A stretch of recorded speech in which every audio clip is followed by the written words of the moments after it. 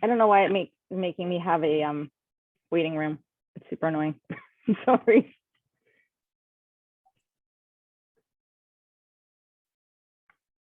I can't figure out my video again. It's all good. Don't worry about it. All right, how's everybody doing? Good afternoon. Doing well. I think home base is coming to this, so I'll just double check. Well,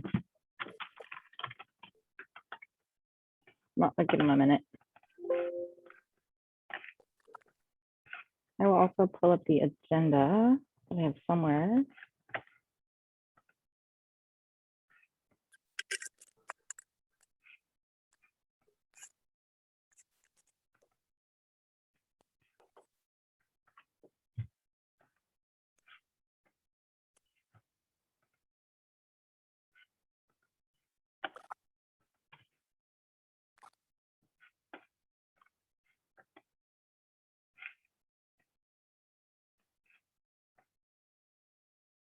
Lindy, Margaret, or Joe, do you want to be the co-host so you can admit people too?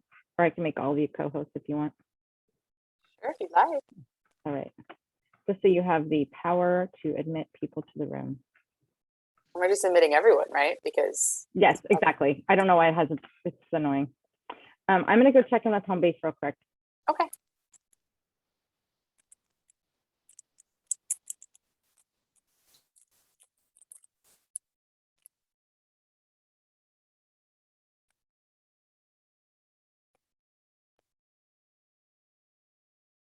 Hello, everyone. We'll get started in a little bit.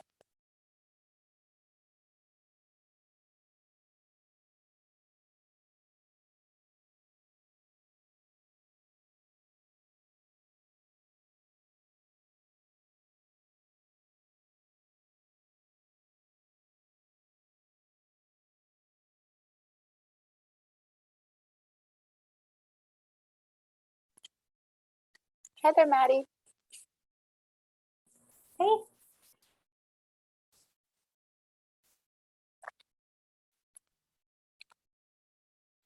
Looks like Doug is here too. Hi, Doug. Hi. Hey, Maddie. I'm having such a scrambled brain day. I couldn't remember who was coming from home base. It's me. I'm going to sit back and let you run it. You and Doug. Yeah, I was hoping to sit back and let Doug run it. I was just going to screen share the agenda Excellent. for now. Perfect. I will just be in the background. Well, good. That's your screen sharing the agenda. Let's see. It is only 2:01. Let's just give a couple of more minutes for others to join.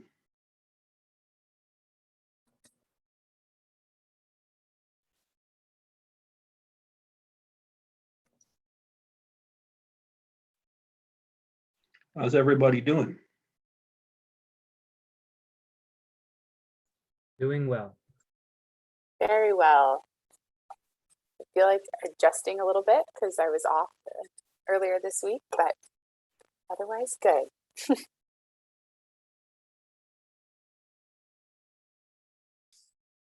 I've been making bread and apple butter for the last 3 days, Ooh, so I'm apple doing really butter. well. That sounds wonderful, Joe. It's been great. It smells wonderful in the house. Do you know someone who has like an apple orchard or? Nope, I just went and bought apples. That's cool. I bought 15 pounds of apples, and I've Dang. been having a lot of fun with it. That's awesome. Well, I feel fortunate for anyone who gets to be the recipient of all that. Yeah, so I got 7 slices per loaf, and I have 4 loaves. So there's a stack of gift giving coming for the yeah, it's great. Lucky them. That's awesome. Yeah, that's neat. I just had a pear for lunch from my daughter's backyard. My daughter has several fruit trees in her backyard, and the pears are the last ones that are producing anything, and we're just about done with them. But it's been nice to have all that fresh fruit. Yeah, that sounds wonderful.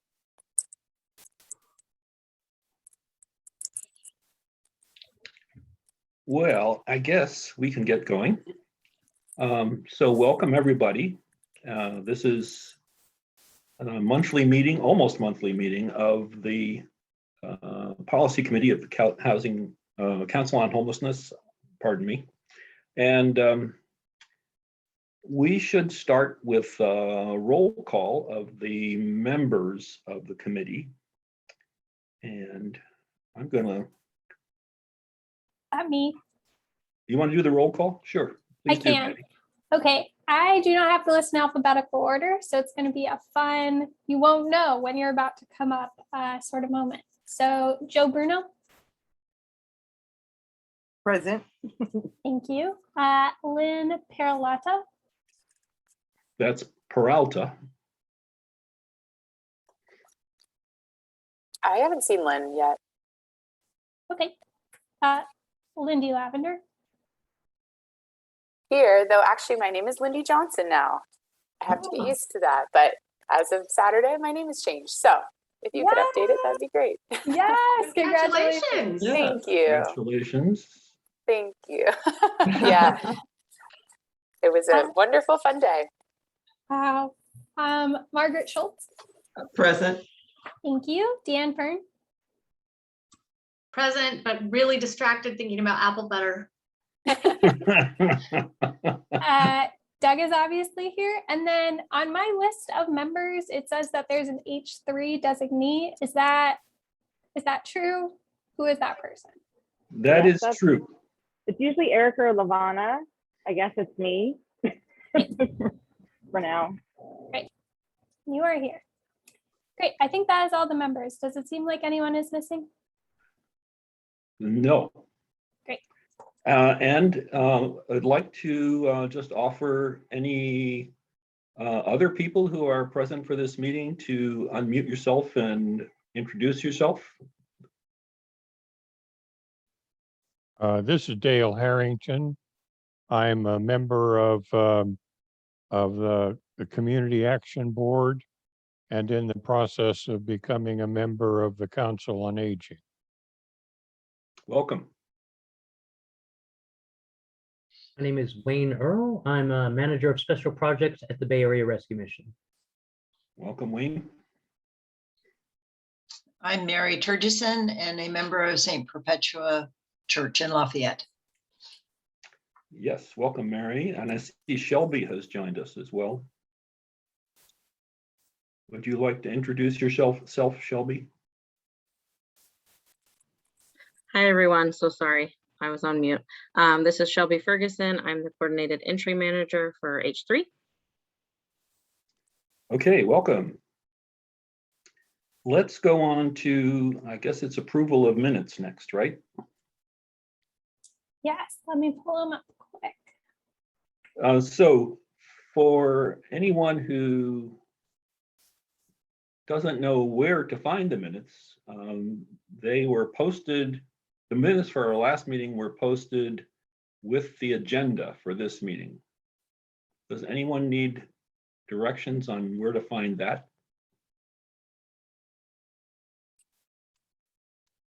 Sorry, ask the question again, Doug. Does anyone need directions on where to find the agenda packet for this meeting? I can drop it in the chat. Yeah, I'm just in the process of doing that, but if you beat me to it, that's fine.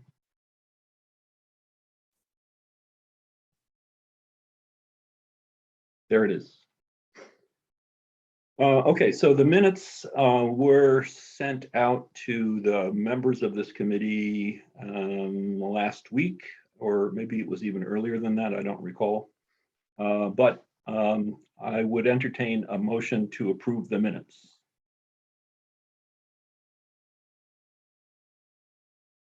I'll motion to approve the minutes. That's a motion from Joe. Is there a second? I'll second it. Oh, good. Go, Margaret. Margaret seconds it.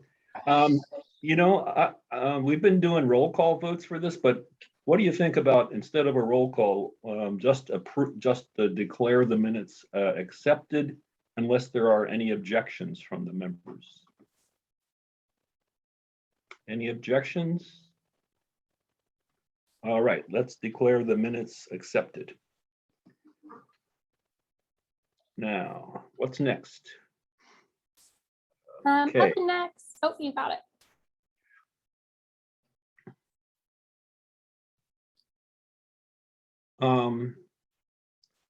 Do we have, is it state legislation that's next? No, I'm looking at the minutes from last meeting, sorry.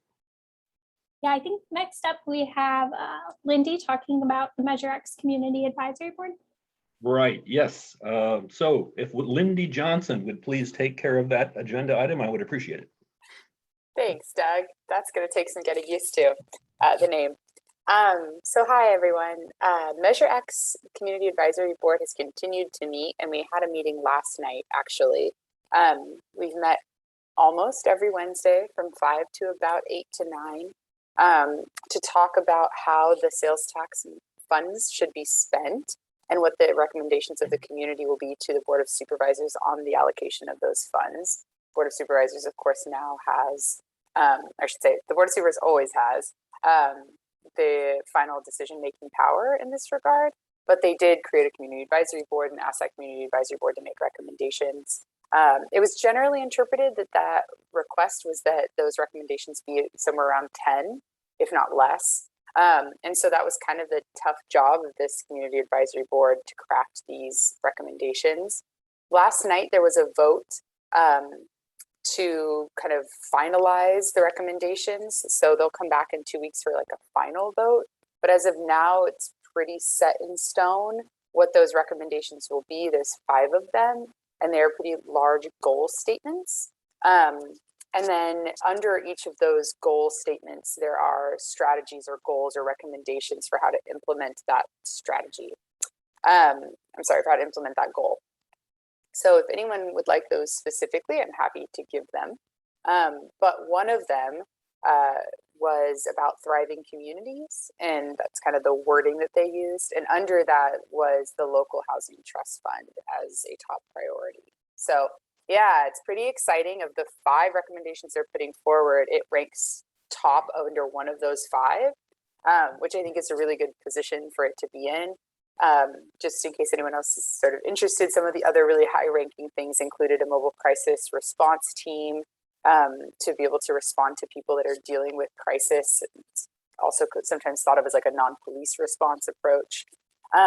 There's some funding coming from other sources potentially for that as a project, but this would also provide some Measure X funds towards that effort. And then East County Fire, which many of you may have seen is now going to be consolidated into Con Fire, was another top recommendation. And then early childhood mental health also came up as another top recommendation. And then the Office of Racial Justice and Equity came up as a top priority. So those were some of the like specific recommendations that really seem to rank very high and will probably be getting a lot of attention, but they were certainly not the only recommendations. So if anyone is, go ahead, Doug, looks like you're about to say something. So Lindy, for the benefit of anyone who hasn't been following this, can you go into a little more detail by what you mean by the Housing Trust Fund? Yeah, certainly. So all of the county departments that deal with housing, which was H3 DCD, Department of Conservation and Development, who does a lot of like the funding for affordable housing projects, and is also the administrator of CDBG and ESG. Is there others that I'm missing there, Jamie? I feel like there was one more, and Housing Authority was part of that presentation. Right, no, and then Housing Authority was part of the presentation as well. And so those 3 county departments, the Housing Authority, not a county department, but those 3 organizations came together and made one joint recommendation. And their joint recommendation was the creation of a local housing trust fund. And the idea being that funds would be put into this trust and that those funds could be used to leverage other funds to build affordable housing, permanent supportive housing, other kinds of needed housing within Contra Costa County. Now, this was expanded on throughout the process because there was a lot of interest from the Community Advisory Board in community land trusts and in preservation, which is not quite the same as affordable housing development. And this is getting kind of in the weeds, but all that is to say, the Housing Trust Fund is broad, and it would allow for projects that are more in the preservation side of things. So taking an apartment complex, for example, that's already been built and buying it with the help of the tenants that live there, and preserving that housing for them as affordable housing. So it's not by any means been, I think, worked out exactly what the details of this housing trust will look like. But it was a joint recommendation that was put forward to create and fund a housing trust. And a lot of community groups, housing groups, came together to show their support for this recommendation, which was really helpful because the group community advisory board was pretty confused at times about what is the difference between a community land trust and a housing trust. And I think that the clarification that some of the community groups were able to bring forward is really helpful. We saw out of that as well this kind of list that was made about some of the potential uses of that housing trust. And one of the reasons I think that list was put together was because it would allow a certain emphasis on the many uses of the housing trust, so that the board would not interpret the community advisory board as only wanting this to be used towards the building of affordable housing units, because the community advisory board is very interested in seeing this spread more broadly across different kinds of projects.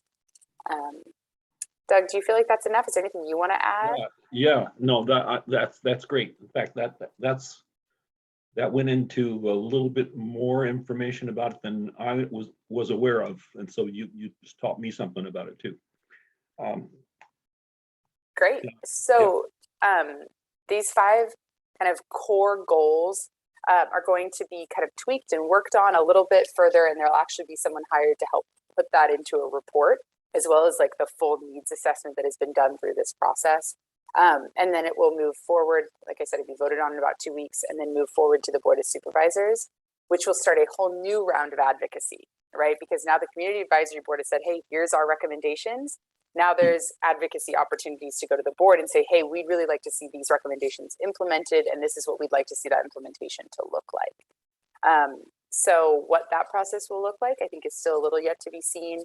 The board hasn't said specifically like when they plan to take this up or what they want those conversations to look like. But that is kind of where it currently sits. And I'm happy to answer questions because there's a lot to this. I think that actually answered my question that I put in the chat, because I was wondering if they were going to do additional committees or workforces that will like help further advise how to do this. So the Community Advisory Board will be the only advisory body of the Board of Supervisors, but there is going to be an oversight body as well that will look at how the funds were spent. So did it align with the intentions that were set forward by the Board of Supervisors? And I think also to just do some like kind of financial auditing. So that body will be formed, but has not been formed as of yet. And the Community Advisory Board is going to continue to meet every year. So this is not like a one-time process. These funds will continually be looked at, and projects will continually be evaluated and recommended. One of the things that came up this year, and we're getting a little away from housing and homelessness, but it is somewhat important because of the intention that was communicated by the measure itself. One of the primary conversations that came up was around the county hospital. When this measure was put forward, it was very much emphasized that the county hospital needed funding and that this measure would be used for the county hospital. And then when health services came to present, they actually didn't present a lot of information about the needs of the county hospital. So that put the advisory board in a somewhat tough position. And it'll be interesting to see how the board chooses to handle those conversations. To health services credit, they brought a lot of staff in to answer questions. I mean, Dr. Walker was there last night, for example, to advocate and share that like there's certainly need. But as you can imagine, all the money coming down from the federal government during this last year and a half has somewhat complicated, I think, the ability to be clear in exactly what the county hospital's needs are this year or next year, or possibly even the next 2 years. But we know those needs will reappear.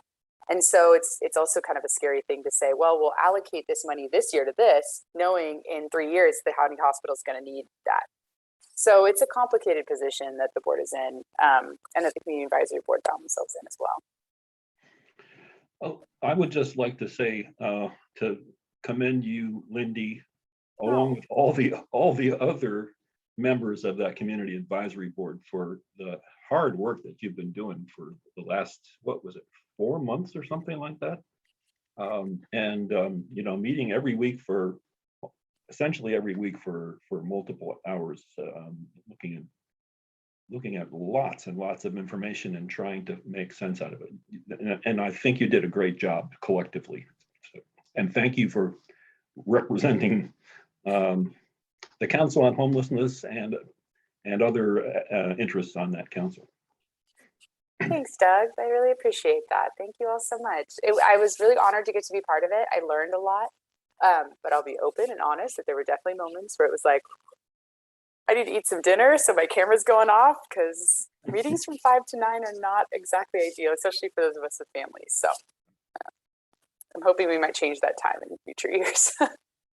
So I would like to point out that we've had a couple of people join us. Lynn Peralta is here, one of our committee members, and Terry House, not a committee member, but a Council on Homelessness member. Hi, Terry. Welcome. Hi, Lynn. Hi, everyone.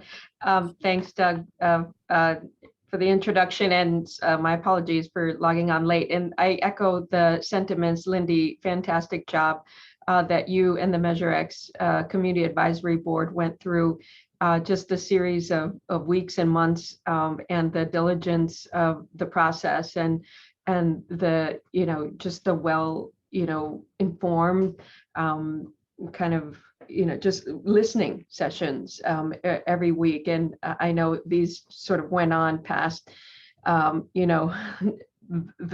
the end time hour, and I caught a few of the presentations. So I think I didn't catch yesterday's meeting, but I did read through the minutes and the attachments and saw that there weren't any figures, not since the version of Susan Kim's sort of budget worksheet version. And so it was really drilling back down to the prioritization and the ranking, which is great. I think that's a really nice approach on, where the issue areas, where there's a convergence of priority for the county. And what I'm hearing you say as well, that this is iterative, that, the CAB will continue to be the advisory board to this. So my question has to do with timing and just when it goes to the board for approvals, just if there's any anticipated monies coming to our bureaus, Children Family Services, Community Services Bureau, Aging and Adults, Workforce Services, and the Workforce Development Board,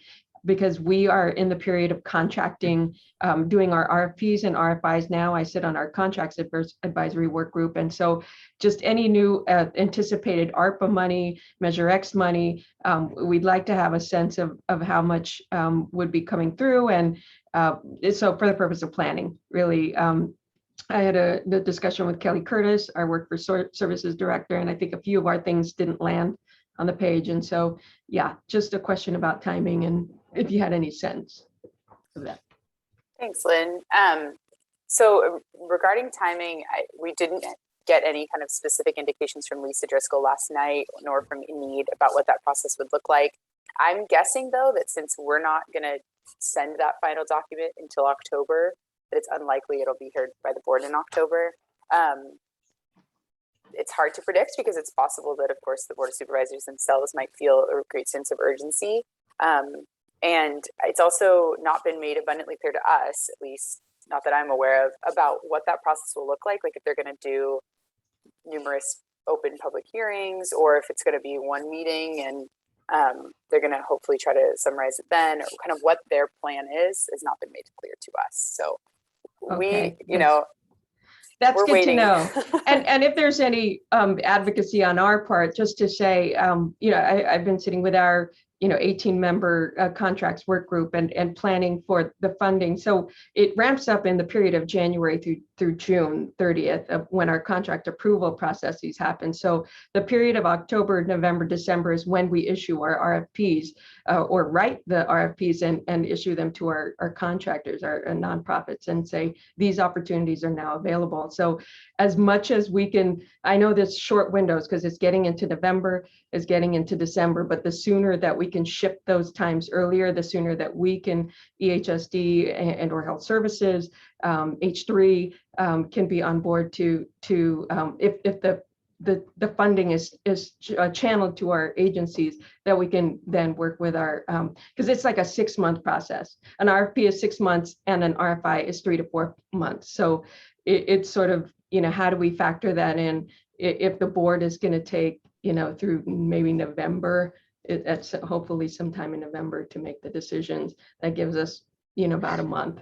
Not a lot of time. Yeah, and then so we're looking at, the year kind of happening very quickly, that we then move into springtime to get the monies out to our providers. So it's, all working backwards from timing, and just we're ready and poised to do the work. It's just, when would we know what's coming? Yeah, I will say there was probably a handful of folks who made the point last night of really wanting to emphasize in our wording the importance of like expedited contracting and like kind of saying like once this money is available, we need to know that there's going to be confidence in its ability to get out and into the community. So I do think there is some advocacy occurring around that. But I appreciate you sharing it with me further, and if I hadn't given the opportunity, I'd be happy to put my voice to that. I'm sure I'm preaching to the choir here that like part of it is just the logistics behind the scenes has to do with some things that are completely out of our control. Yeah, and this is the first year, so lots of learning. Curve is steep, and then it's a 20-year tax, I think. So we'll figure it out as we go. But this is sort of the the kickoff, and but really appreciate the opportunity. I just for even social services, a safety net to be named as one of the priorities, and we have categorical funding. We have kind of fixed funding that is Medi-Cal, CalWORKS, CalPERS, but and even for our housing programs and homelessness. So this is really the discretionary dollars that give us some leeway into how do we arrive at creative solutions to what we're facing, because it's homelessness is, it's not going away anytime soon. And we some of us were on a HDAP call this morning with the state. Their allocations just came through for the Housing Disability Advocacy Program Fund, and they actually expanded the program to now just not include individuals who are eligible for SSI. They're saying foster youth, people, reentry. They're like what families. It's now being opened up because the money tripled or doubled, so to speak, and so that's promising to see that there's flexibilities with the funding. Yeah. So I want to continue on this agenda item, but first I want to acknowledge that I skipped over an agenda item for public comment on items not on this agenda, and I will go back to that after we finish this agenda item. Now, and I also want to make it clear that people who are not members of this committee are welcome to participate in the discussion at any time. So just, raise your hand or unmute yourself and speak up. That would be fine.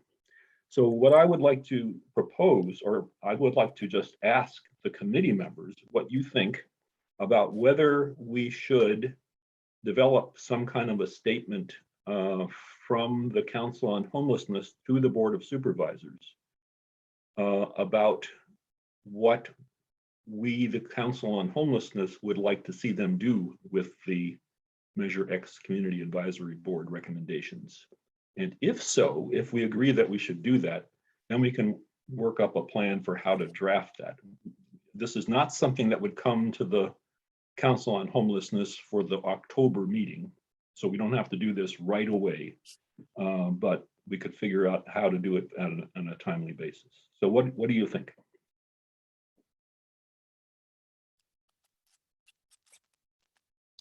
Well, I'll chime in.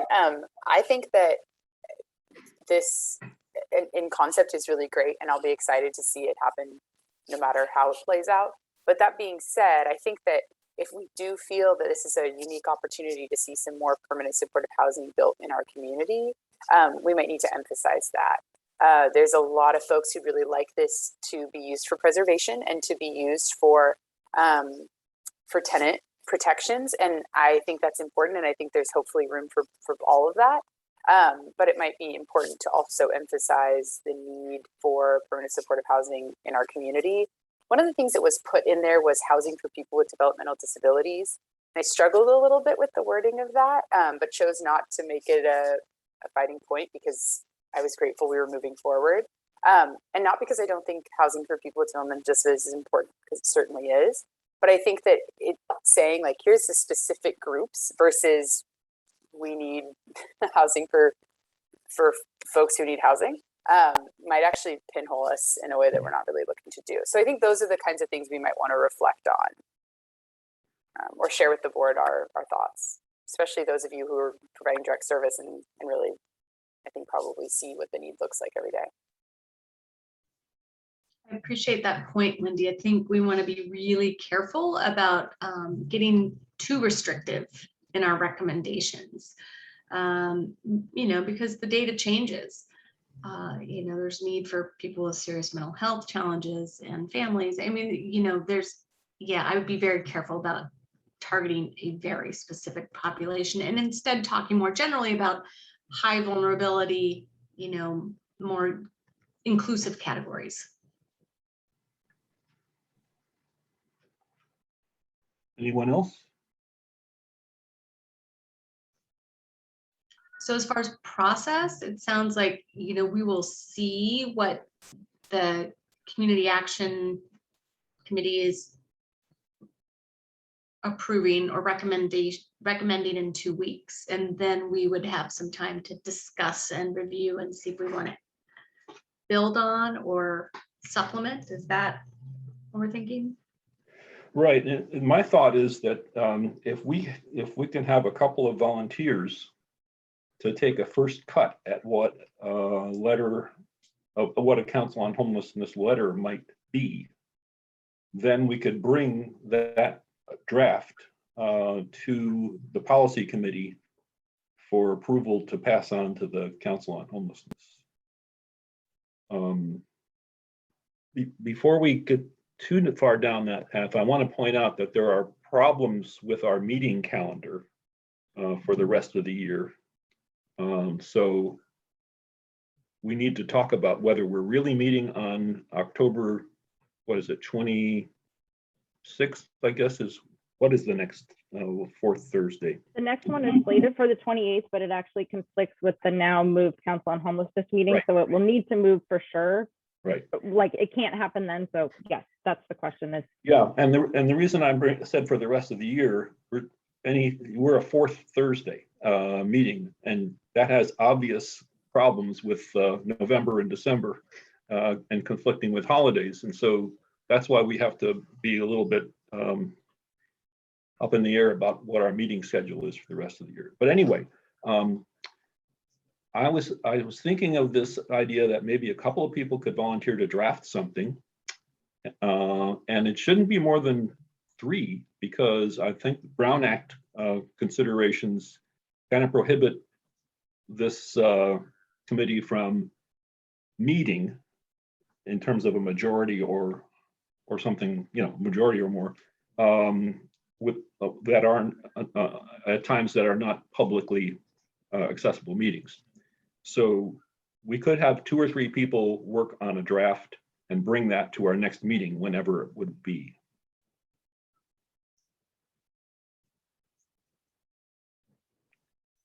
And just for clarification, you're asking for a letter from us to draft a letter based off of those 5 pillars that Lindy was mentioning, or are we, what's Right. the Right, and what it says is, what the letter says is to be determined. But what I would think it should say is that we applaud the work of the Measure X Community Advisory Board, and hope that the Board of Supervisors will pay close attention to their recommendations, and then focus on what's really important to the Council on Homelessness, which are things that have to do with housing and homelessness, and emphasize the importance of those. Basically, that's the letter that I would foresee.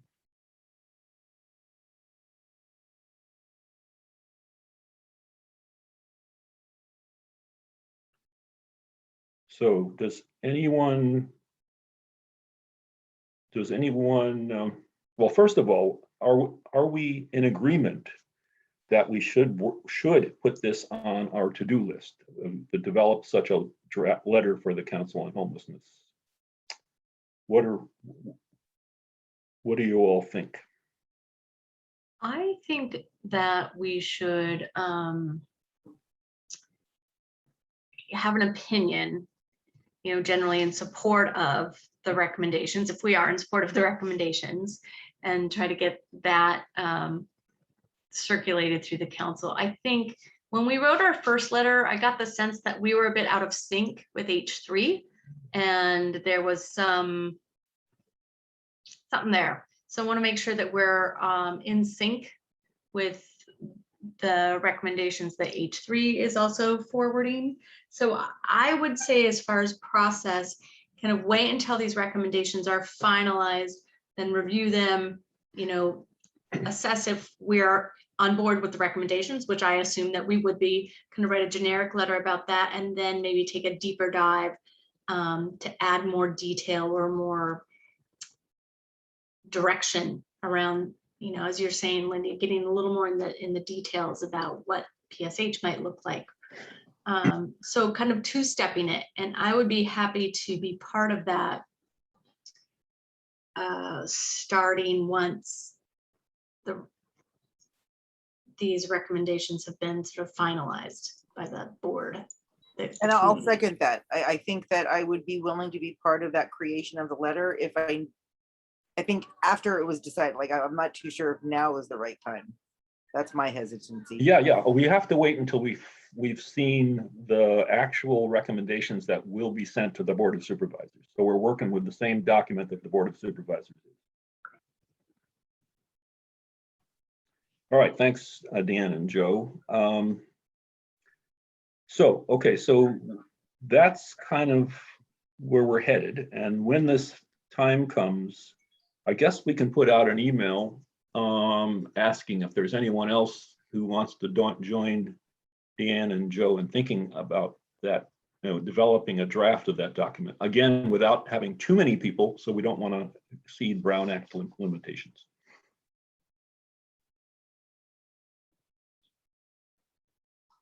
I might ask if we could consult with you, Lindy. You have a ton of just context, I think, having been part of these conversations, that you might be able to shed some light.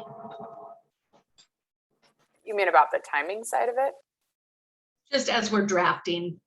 Oh, certainly. Yeah. I mean, the only reason I'm not rushing to volunteer is that my October just is really full of other Council on Homelessness stuff with the No for Review Committee and stuff. So I'm happy to be helpful. I just recognize that timing wise, I just don't know that I'd have time for a meeting.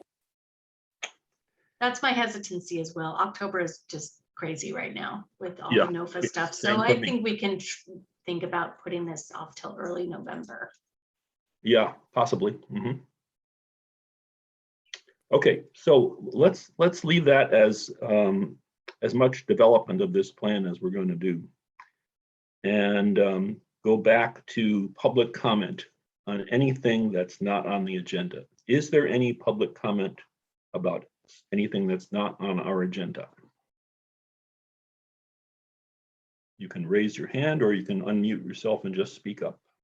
I was gonna make an announcement because this is the policy meeting. I'm going to enroll for my master's in public policy at Berkeley. I have my first meeting today. Wow. Whoa, that's awesome. Congrats. The Goldman School is big. Go That's where Bears. I'm headed. I have my first meeting today. So yay, How public exciting, policy. Joe. Congratulations. Woohoo. I was just thinking you have a natural affinity for this. I'm so glad. Yeah, public policy is where I need to be. Yeah. Joe, I'm an Oh, I'm alum excited. of the Goldman School, so let's talk. Oh, please. That's fantastic. Good Oh, job. that's exciting. Oh, great. Wonderful. That's my new news. Okay, that's great. Anyone else? All right, if not, let's go on Really to, quick, Doug, before we get too far away from the Measure X conversation, I do want to lift up that Jamie said in the chat that H3 does, and the Council on Homelessness does that quarterly report to the Board of Supervisors in November. And in there, you could also embed some of these recommendations. So it might be like a two-part process there. So there might be reasons to try to get that moving a little bit faster, even though I know October is a little wild. Yeah, and I'm just looking at the calendar. So that report would, I think, need to be done by the 19th of November. I think that's when we would submit it. We could also, if we wanted to, I don't think it's super set. We already had to bump the report by a month this last time. So if we had to, we could probably submit it in December. But just so you know, it's kind of the timing.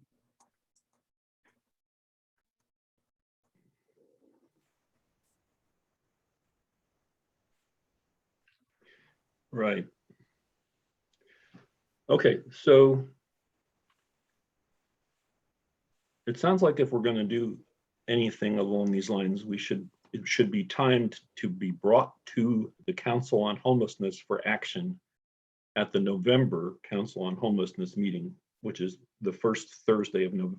Oh, it won't be that's right. It won't be So the this first is Thursday. right. It'll be This is October the calendar 28th. Jenga. Yes, this is Right. the calendar Jenga we are Right. faced with right now. We would have to bring it to the Council on Homelessness meeting on the 28th of October.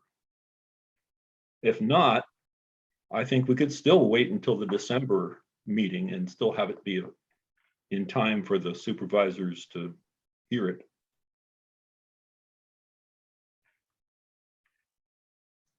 I just cannot commit to get anything prepared by the 28th. Right. Well, let's sorry.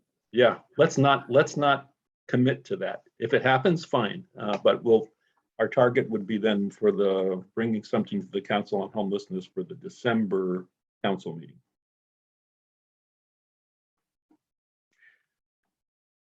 Okay.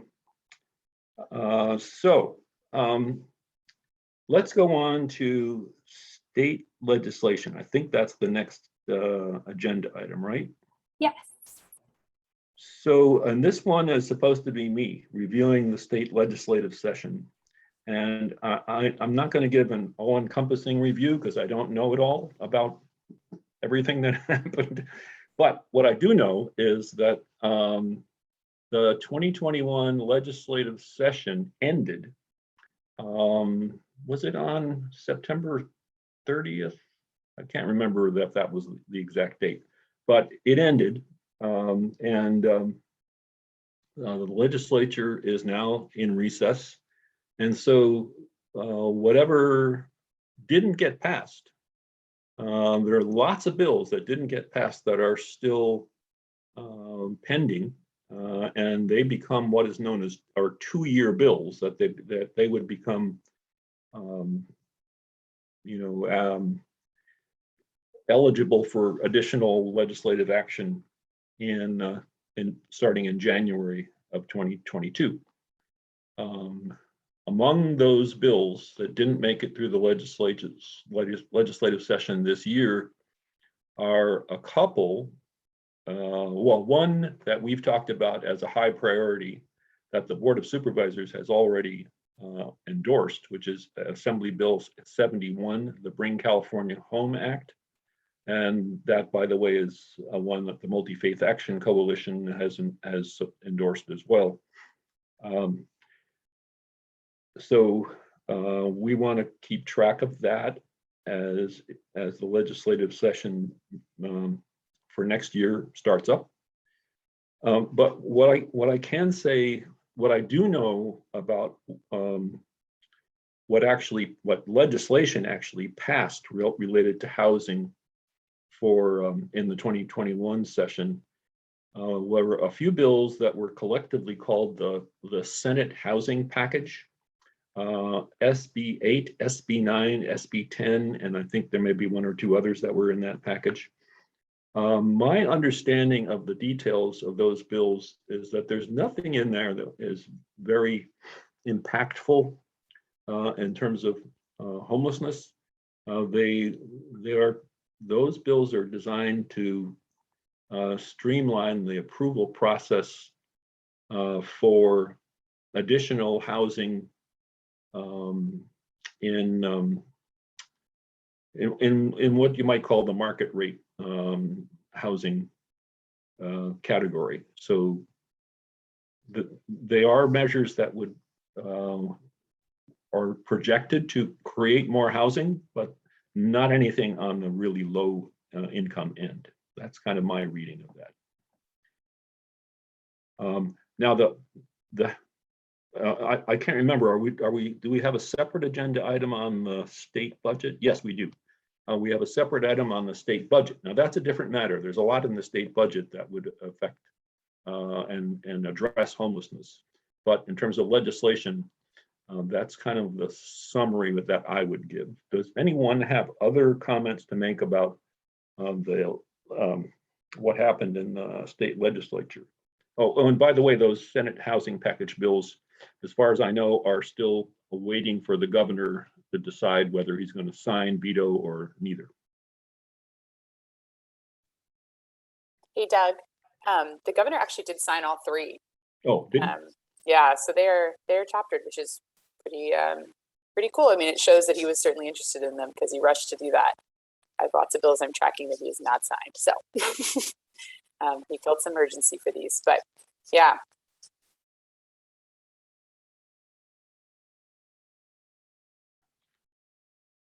Any other comments on legislation, state legislation?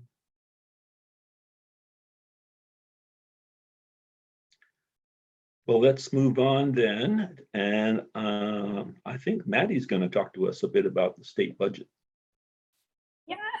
Yes, I am. And I need to get up my notes and screen share the slides I put together.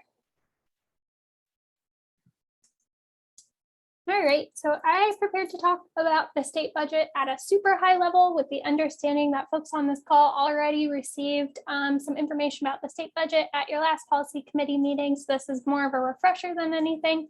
And then doing a bit of a deeper dive into the requirements for the HAP 3 source of funding because it's coming up soon and there is a specific request around an action plan that maybe this group would have some input around. So at a glance, the California state budget includes $12 billion that are allocated toward ending homelessness and increasing affordable housing production. So just because it took me a minute to understand, this is $12 billion. It is not $12 million. 12 billion is a very, very large number.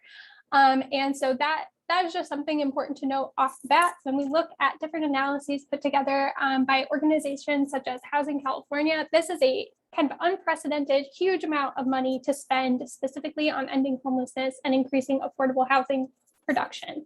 So to that note, Housing California has done a really good kind of quick analysis of this if folks are interested, and it's linked in this slide deck, and I'll put it in the chat after I'm done talking. But I called out just a couple of notable activities, kind of the biggest things that pop out immediately. So we've got $2 billion for local jurisdictions to address homelessness over the course of 2 years. $4 billion for Department of Social Services programs, so things like HDAP that someone mentioned earlier, the Housing Support Program, a bunch of others are included in that category. $2.75 billion for more Project Home Key funding, which is pulling together some general funds and then some American Rescue Plan funds. And then $147 million in tax credits for hiring individuals experiencing homelessness. And I knew that was a big thing that you all had thought about last time, so I did some additional digging on that specific item. And the way that it looks like it's going to pan out is that employers can claim up to $30,000 per year. The tax credits will be between $2,500 and $10,000 per individual hired. And I think that's dependent on how what their salary looks like, how much time they are hired for. And then to qualify for the credit, eligible employers are going to need to pay wages subject to withholding under the Unemployment Insurance Code. They've got to pay family supporting wages, and they have to be certified as a high road employer by the Department of Labor and Workforce Development Agency. So a couple of really specific requirements for that specific tax credit. Yes. Sorry, Maddie, it is still not clear to me how a tax exempt nonprofit can take advantage of this. I mean, we pay payroll taxes for employees, but we don't pay other taxes. So the real question is, I'm not clear how 501c3s take advantage of this.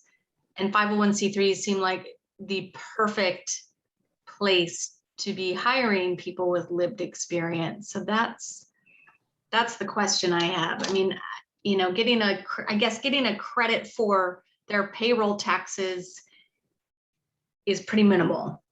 So, yeah. Yes, oh, go ahead, Doug. Yeah, well,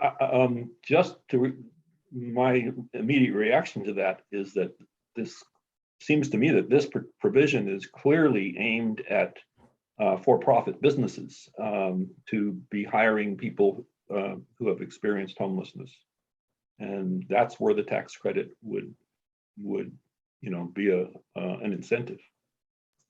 It just seems like a real missed opportunity and a place for maybe some regulatory input to figure out how to open it up to the nonprofit community, because I think we are very skilled and really good at creating meaningful, supported work opportunities for people with lived experience that can then, parlay into other things. Right. I did want to go back to the first bullet under notable activities. I mentioned earlier the 2-year bill, Assembly Bill 71, the Bring California Home Act. That bill calls for $2.4 billion per year to address homelessness. And so this provision of the budget, even though that bill didn't go anywhere yet, this provision of the budget gets almost halfway there in terms of $1 billion per year. It's almost half of what the AB 71 was calling for. Yeah, great point. And for what it's worth, my interpretation of it is the same as Doug's. It is oriented toward for-profit businesses. But I think your point about maybe it being an opportunity for regulatory input is something that we should talk about today. There's a question from Lindy in the chat. Do we know if H3 will be applying for some of the Project Home Key funds? Jamie, do you know that information?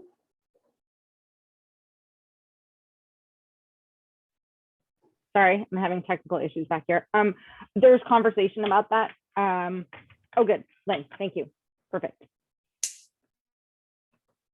So the answer is yes. Great. Okay. Can we get a little more detail on that? Funds sufficient to purchase one hotel or what? Yeah, Lynn, is there any more information you can share?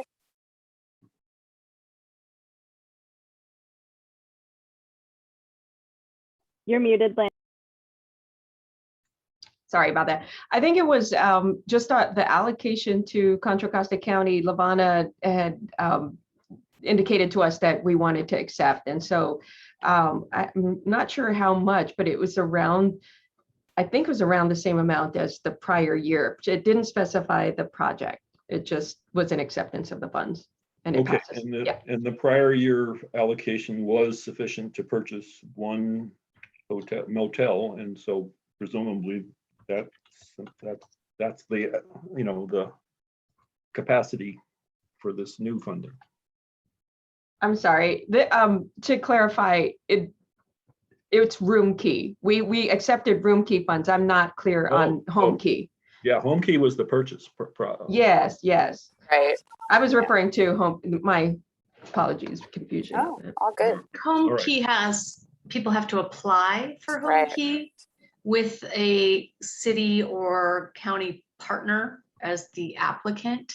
And I think there's a number of, people are scrambling to see what can come. I will share with this group that we're in conversations with Iman Novin and the folks who bought the Coast Guard housing to see if there's a way to bring some home key dollars into that development, do some quick rehab of that housing and get it online for our population while they're doing their longer term housing development planning. And it's very preliminary, but we're gonna have to move quickly, and I'm kind of saying that to put H3 on notice, like we gotta move fast. We're gonna ask for a consultation with HCD. We're all gonna have to be nimble if we're gonna bring any of this resource into our community. And I'm sure other organizations are also looking at it. And I think H3 is hiring a project manager, housing developer person.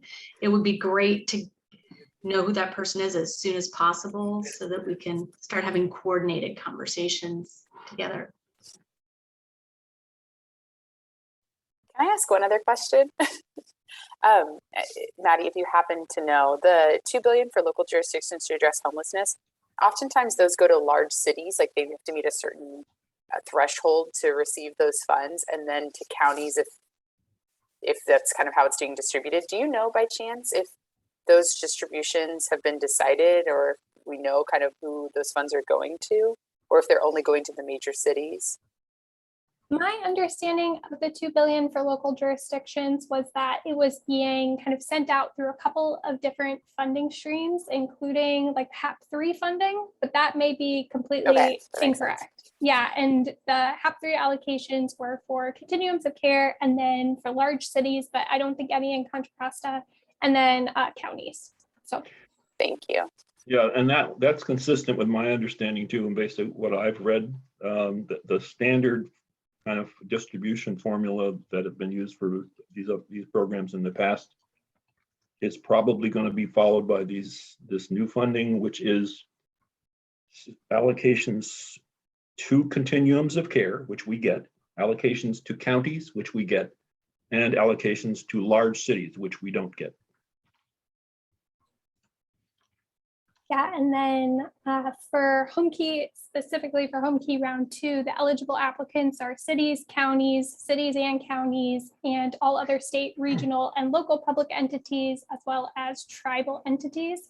And these entities can apply on their own, or they can work with a nonprofit or a for-profit corporation as a co-applicant. So that is how the Project Home Key money moves forward.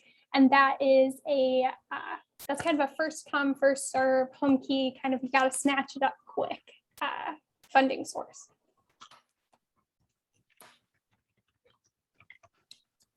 All right, I'm going to move us along. So I've highlighted here 4 of the biggest upcoming state funding opportunities that we've been hearing talk around Contra Costa about. HAP3, Home Key Round 2, the Encampment Challenge grants, and then the Family Homelessness Challenge grants. So for HAP3, we already talked about it a little bit, but it's going to be administered through HCD. The next step here is making sure we submit the standard agreement by October 15th, which I understand has already happened. And the continuum of care in the county are going to apply jointly together. The next step that comes after that is developing an action plan, and we'll talk a little bit more about what that looks like in a minute. Home Key Round 2 we talked about, also administered through HCD. The application for that is going to be available on September 30th. And like we talked about, it's a first come, first serve sort of approach to a grant there. The Encampment Challenge is going to be administered through HCFC. The RFP is going to be released in October of 2021. This is a competitive grant to support encampment resolution and rehousing efforts for local jurisdictions. And so we'll know more once the application or the RFP is officially released, but that is coming down the pipe here pretty fast. And then a little further out, but definitely still top of mind, we have the Family Homelessness Challenge grants, which are also administered by HCFC. And that RFP is not going to be released until March 2022. There'll be $30 million available towards 2 rounds of competitive grants. So folks will have to apply, and there'll be a scoring process for that one. I've linked at the bottom here this amazing resource from BCSH about putting the funding pieces together. It gives a very broad level overview of all of the current and new funding sources coming online for the state. If you go through it, it is really just chock full of information, a really great resource as you're starting to think about these different things. And I have copied and pasted one chart from there, which is visually intimidating at first, but contains a lot of really good information. I put the stars next to the 4 funding sources we've already started to talk about, but this gives you a good idea of what these funding sources can be used for, including if it's a highly prioritized use, a prioritized use, or not a prioritized use, or not an eligible use. So giving a sense for those more competitive grants where the state's head is at. So when we look at home key, for example, you can use it for capital costs. It's kind of in the non-congregate shelter interim housing and the permanent supportive housing space. HAP has eligible uses across the board, but not diversion and homelessness prevention is not going to be a prioritized use for that specific one. Encampment resolution grants, you've got eligible uses for non-congregate shelter, interim housing, rental assistance, and permanent supportive housing, but you will not be able to use that for diversion and homelessness prevention, which makes sense because it's an encampment response grant. And then family homelessness challenge grants, all 4 categories are up for grabs in that one. So this chart, in addition to a lot of the other things that you can find in the link that I linked on the previous slide, just give you a great idea of what some of these grants might be used for and how the community might think about pairing them all together to strategically use them to meet our current needs. Anybody have thoughts or feelings about this slide? I have a question that isn't necessarily for this specific slide, but is there an opportunity for individuals to apply, or is this all like nonprofit organizations, all of that? Like you have, yeah, I think that's my question. Yeah, so the eligible individuals are going to differ by the different categories, but it is my understanding, and I've only reviewed about half of these, that none of them will be just for individuals. I think at the very least, you'll have to have a nonprofit status, and it's very hard. There's very few grants where you can even do that. And I can't even think of any off the top of my head. So individuals, definitely, I'm not. Right. I mean, like the emergency rental assistance program is for individuals to apply to. But none of these are that, Joe. These all go to an organization and then be dispersed through an organization. But I think it's a great point, because when we think about like an encampment resolution grant, we know that some of our folks who are the best at responding to encampments are folks who may not be incorporated as nonprofits. More Well, of those, and that I think that was my point, is that this money may not get to the people who need it most because they don't have the people applying for the money on their behalf. And so my thought process is I'm trying to figure out how to be, I don't know, I'm trying to figure that out, but I'm just an individual. So I don't know. Joe, I would love to talk to you about this and about Delta Peers and Yes, how to maybe get your Delta Peers organization to a place where organizationally it could apply for some of these. And that's absolutely where my thought process is going right now. So after October 1st, we'll brainstorm that as well. Yeah. Yes, I think there's potentially a path. I've got some ideas for you. Wonderful. And just one thing I could say is that this chart looks familiar. I think we looked at a version of this from last year when we were trying to figure out some of this stuff.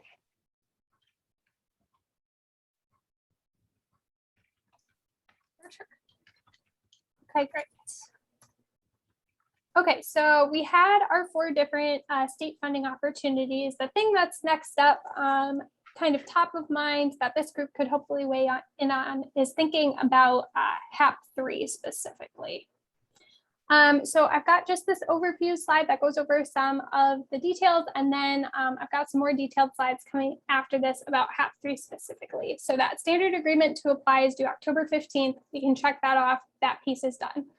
The continuum of care and the county are going to be applying jointly, which is great. The BCSH folks are really encouraging that collaboration, and so that is great overall. The application is going to be available in early 2022. And like we talked about, this is like an This is going to be a non-competitive competition, but there are a number of steps that the county and the continuum of care will need to complete in order to get the funds. So the first step was that standard agreement. The second step is an application, and there is a potential opportunity to get some bonus disbursement, some additional funding in addition to what we see on the screen right now, if performance goals are met. And those performance goals are going to be outlined in the application. That's going to be released in early 2022. So the Contra Costa COC allocation is about $3.4 million. The Contra Costa County application is $3.2 million. And like we already talked about, there are no cities that qualify for getting their own allocations in Contra Costa County. Once they've completed that standard agreement together, which they already did, they receive an initial disbursement, so of 25% of the total funds available. So that's about $1.66 million. And there are specific things that they can do with that, and we'll get onto that in the next slide. And then you receive the rest of the allocation, the other 75%, when the application is submitted in 2022. So for those initial disbursement of funds, that $1.66 million, you can spend it on a couple of different things. The first thing you're supposed to spend it on is the cost of completing the application. These other things are additional things you can use the money for, like capacity building and workforce development, funding existing evidence-based programs serving folks experiencing homelessness, investing in data systems, improving the point in time count, and improving the coordinated entry systems to eliminate racial bias or to create a youth-specific coordinated entry system. So this is money that will be available, if not now, then very soon. And these are the ways that it could be used. So when we get that other 75%, the remainder of that funding, in order to get that 75%, there's a couple of things that we must do. We have to submit the application by June 30th, and that application is not available yet, but it will be available in early 2022. And then there's a couple of steps that the COC and the county are going to need to take. They need to work with HCFC on their local plan and outcome goals. The application, the plan, and the outcomes need to be compliant, and they've got to be talked about within the COC. And then the application itself includes three things: a local homeless action plan, which is what we're going to focus on today, a detailed narrative, and then some outcome goals. The local homeless action plan is a local landscape analysis that's going to assess the current number of people experiencing homelessness, the existing programs, and the funding that addresses homelessness within the jurisdiction. So that's current and future planned funding around homelessness. And to put together this plan, we're supposed to pull from the homeless data integration system, so HDIS at the California state level, the point in time count, your housing inventory count, the LSA, the Stella tools, and other recently conducted local needs assessments. There's a couple other things that we need to make sure are in this local homeless action plan: the number of individuals and families served, demographic subpopulations that are underserved relative to their proportion of folks experiencing homelessness in the jurisdictions, all the funds currently being used or budgeted to be used. These are all things we need to make sure are squished in that local homeless action plan and ready by mid next year. And this last note is important because you can just pull from existing analyses that you've done in the past, other reports that have already been created, other things can just kind of get plugged and played here to fulfill this requirement. So I've got some discussion questions, but definitely want to open it up for you all to talk about. Are there any actions that the policy committee would like to recommend to the Council on Homelessness regarding the state budget or HAP 3 or whatever else? And then what existing local initiatives, reports, or analyses can we leverage, or do we need to be considering when we're developing this local homeless action plan?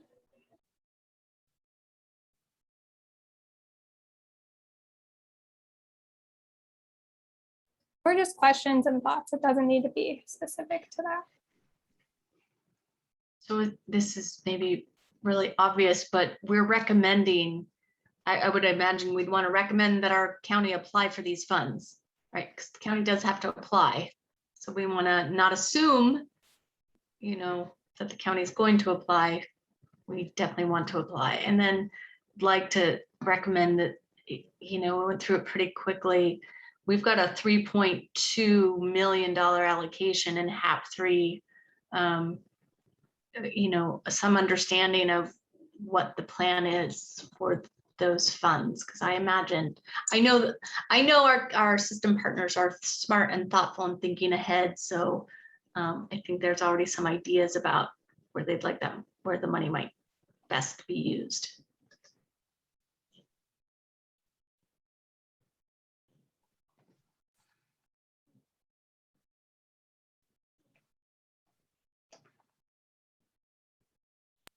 This is Jamie. I'm also going to drop in the chat our Q2 report to Family and Human Services includes a recommendation supporting leveraging state funding, just so that folks see what's in there.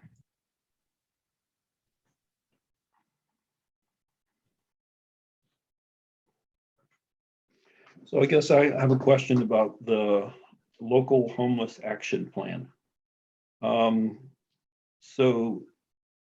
Our continuum of care, H3 and then others in the continuum of care are putting together plans all the time. And so there's a lot to draw from in terms of existing reports.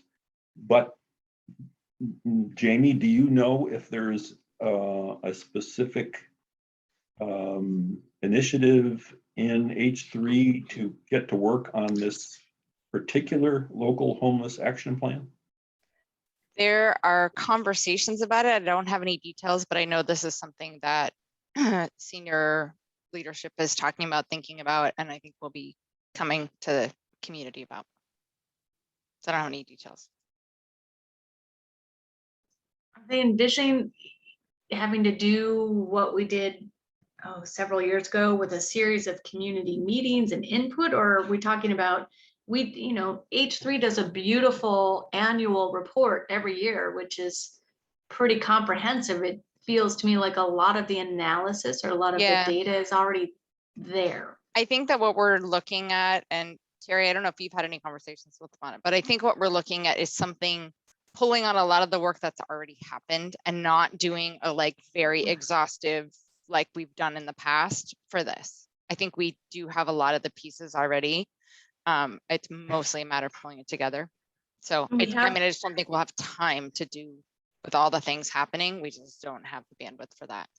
And I think sometimes we forget that we've done all this work, and then something comes along and it feels like we have to start over, but we don't. I mean, we've got all the all home analysis, you've got the annual report. So yeah, I just put in a plug for pulling on the data that exists. Because I think our county has a lot at its disposal. I think we've done a really good job, and we have pretty robust community input as well. I see Terry's got her virtual hand raised. Yes, I was just going to say, are we looking to update then what we call our plan to end homelessness, or whatever it's called, that plan? Even it doesn't have to be. I think last time we went way farther deep in community involvement than what we were required to or needed to, but would it be something like that, a 5-year plan or a whatever?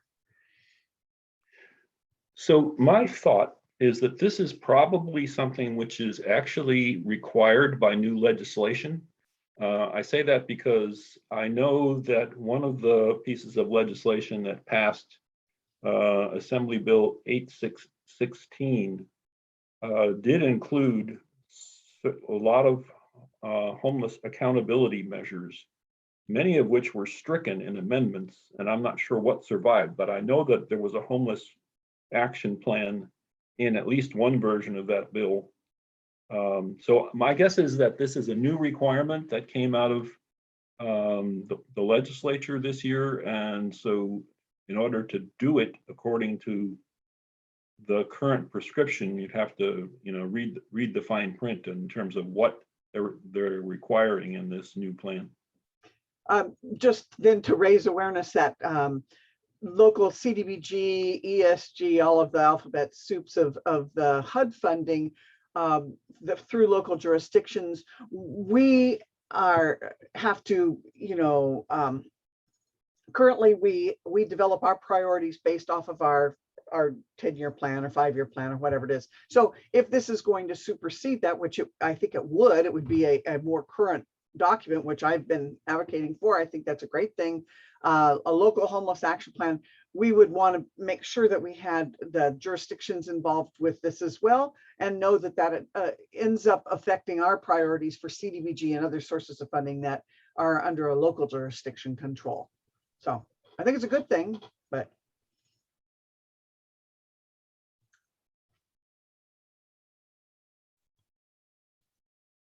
Oh, sorry. So I heard Deanne suggest that there might be an action, like to recommend that the continuum of care take advantage of all the funding sources that we can by applying for everything. Do we really need to take a formal action along that? What do you think?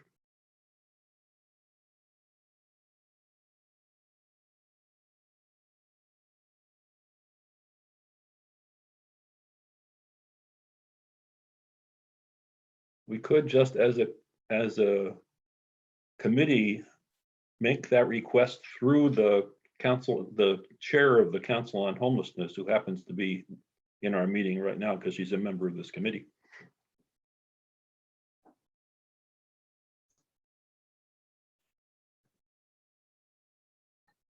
Yeah, I mean, it seems like a no, it seems almost silly, but I know of other communities that refused to participate, for example, in home key and room key, right? So it's not a slam dunk that a community is going to say, yes, we have a homeless problem, and yes, we want to bring these resources into our community. So maybe, and as we're having a leadership change, I don't think it hurts to just have a statement from the Council on Homelessness that we are in favor of pursuing any and all funding to bring into our community. And we're kind of advising our county partners who have to write these grants, like we can't apply for them, to go after every source of funding to bring additional resource into our community. But I'm not sure what other, I'm not clear, Maddie, what other recommendations you need from a policy committee regarding the state budget. Yeah, I think that was exactly it. If there were specific actions that you all wanted to bring to the Council on Homelessness as the next step as a result of the state budget. So say, kick off the local action plan or have any recommendations about what that process might look like. Even though we know that H3 is working on that actively, there might be something you all wanted to weigh in on there. If not, I think what you just said makes sense to me. You're exactly right in my experience that other communities, sometimes things just fall off because it doesn't feel like the right moment. So to have that clear statement might make sense. Or they don't want to admit they have a homeless crisis. Yeah. All right. So I guess I would be in favor of that. And that kind of a statement could, I guess, come in during the Council on Homelessness meeting under committee reports. Does that make sense?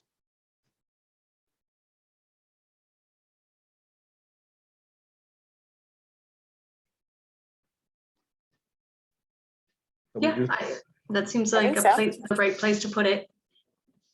Okay, so let's just do it that way. And so that will be, I guess, my responsibility to bring that up when we have committee reports in the early October Council on Homelessness meeting. The next one.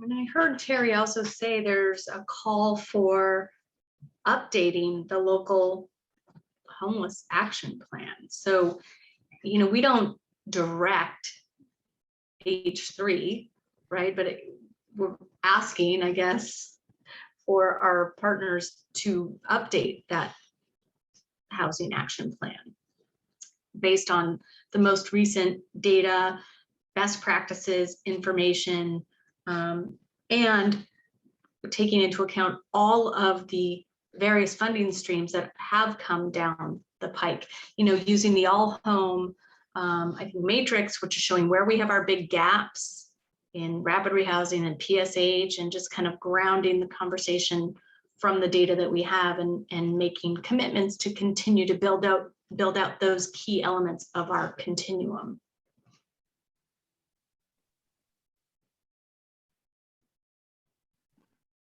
And quite frankly, I have complete confidence that H3 and home base could, you know, Right.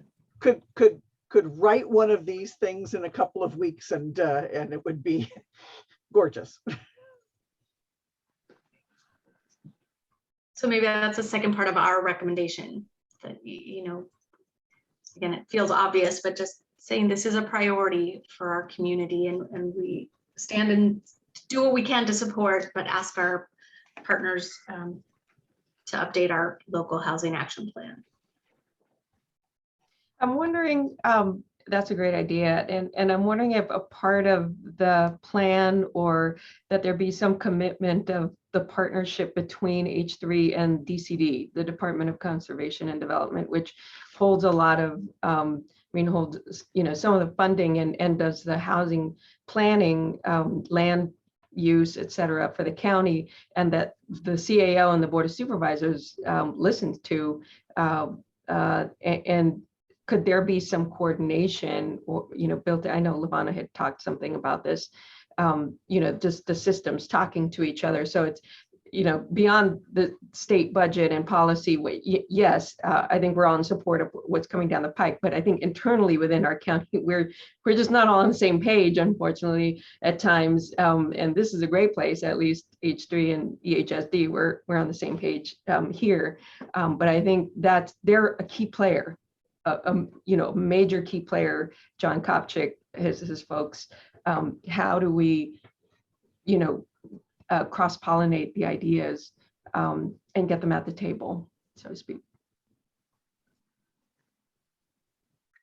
Yeah, and I put it in the chat, Len, too, that HUD expects all of the local jurisdictions who get CDBG funding to adopt this. So it has to go by all of our city councils for Antioch, Pittsburgh, Walnut Creek, you know, Concord, as well as the Board of Soups. It all has to be adopted for our consolidated plan. So Yeah. And I just want to acknowledge what Joe says. She said, when we say local community, how local is that? Is that city or district or block by block? And I think one of the things that I just want to flag, you know, I'm in this like funny space a little bit where I would love to see both me personally and me as like the community engagement person for the COC.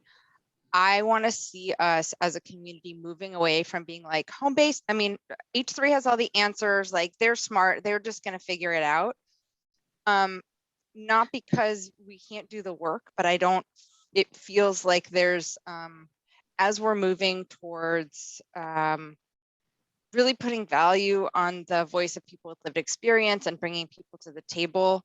I just want to name that. And I think there's a way to do something in the middle, because also the idea of doing like a very like in-depth drawn out community engagement process makes me want to like just run away, because we don't have capacity for that. So I honestly, I don't have the answers about how this is supposed to work or what it's supposed to look like. And I'm trying to back check Erica, but she's not available. So I just want to say that part out loud, because I think it's really important. I think for a long time, we've sort of had a culture of just like H3 like wears a bunch of different hats. And this is really about our COC and not just the health department. So I just wanted to say all that. And I don't have the information for you about what exactly this is supposed to look like and what the state exactly wants to see. But I just personally am committed to trying to advocate and figure out ways that we can get more voices at the table when this is being developed, so that it doesn't just become H3 and home base in a back room and then like, ta-da, this is what the community wants. Even though that would be like much easier. That's a I think great that's point. And important. And I just wanted to add one thing, because November is the Homelessness Awareness Month. And one thing that we're doing for Head Start Awareness Month in October is having a board resolution, or just, a statement that's a statement of principles and values that we can agree on, and list what our priorities are there. I think that's the local action plan is huge. I mean, that's a deep dive, and a lot of partners that need to weigh in on that document. But I think something as simple as a board resolution or a proclamation might be helpful. One other thing I would just throw in the mix is a reminder that all of our cities are currently redoing their housing elements. So there's already pretty significant policy processes happening. And we wouldn't want to do a planning process that is not connected to that. So thinking about the sequencing, do we wait until they've gotten farther along with their housing elements, and and then we're pulling from that in our action planning. But I would also, I agree to your original point very much, Jamie, but I think the challenge is H3 has the whole picture. H3 has information that the rest of us don't have.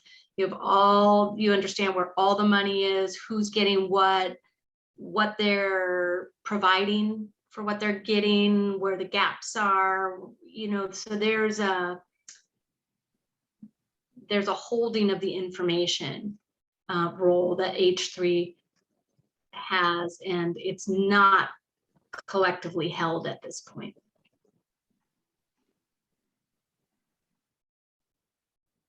I also want to jump in really quick about the piece on that I'm working on behind the scenes, is figuring out how to get the voice of the community member to the table. And so this whole thing about Delta peers, our focus is really setting up those tables of lived experienced voices, so then they can visit all of these other communities and departments that we're talking about and things of that sort. So that's in behind the scenes, there's a large group of lived experience folks who want to come to the table, they just don't know how. So we're trying to get them in the larger discussion.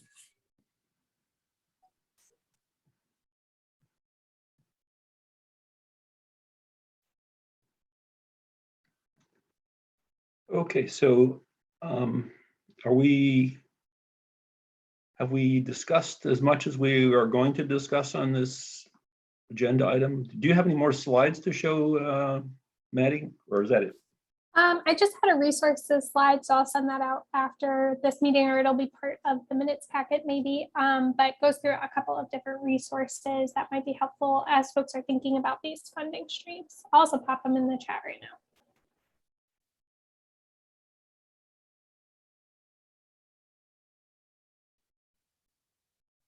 Okay, and so the only thing I brought out of that as an action item is what to report to the Council on Homelessness, that we are asking H3 and the COC to apply for Project Homekey and any other funding opportunities that are available to us, and that we want to place a high priority on updating the local housing action plan.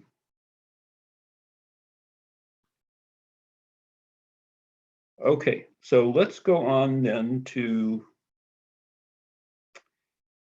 that is the last agenda item, but I wanted to talk about upcoming meetings. We already talked about, I see that Lynn put a question in the chat. Can we also recommend a board proclamation in November? We could, so